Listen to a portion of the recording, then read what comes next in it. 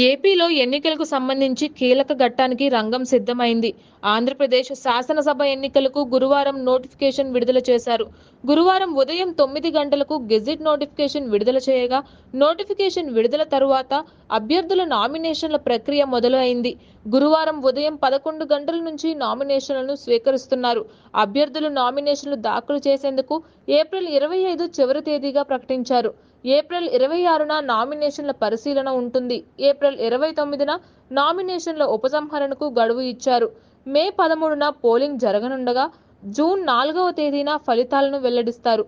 ఆంధ్రప్రదేశ్ ఎన్నికలకు సంబంధించి మొత్తం 175 అసెంబ్లీ స్థానాలు, అలాగే 25 లోక్సభ స్థానాలకు ఎన్నికలు జరగనున్నాయి. మరోవైపు నామినేషన్లు వేసేందుకు వచ్చే అభ్యర్థుల వాహనాలను రిటర్నింగ్ ఆఫీసర్ ఉన్న కార్యాలయానికి 200 మీటర్ల దూరంలోనే నిలిపివేస్తున్నారు. అభ్యర్థితో పాటుగా మరో 4 వ్యక్తులు మాత్రమే కార్యాలయంలోకి అనుమతిస్తున్నారు. పబ్లిక్ హాలిడేలు, ఆదివారం రోజున నామినేషన్ల స్వీకరణ ఉండదు. అలాగే గురువారం నామినేషన్ల స్వీకరణ ప్రారంభం కానుండడంతో సర్వేలకు ఫుల్ స్టాప్ పడనుంది. గురువారం నుంచి ఎన్నికలకు సంబంధించి ఎలాంటి ఒపీనియన్ పోల్స్, ప్రీ పోల్స్, ఎన్నికల సర్వేలు వెల్లడించడం నిషేధమనే చెప్తున్నారు.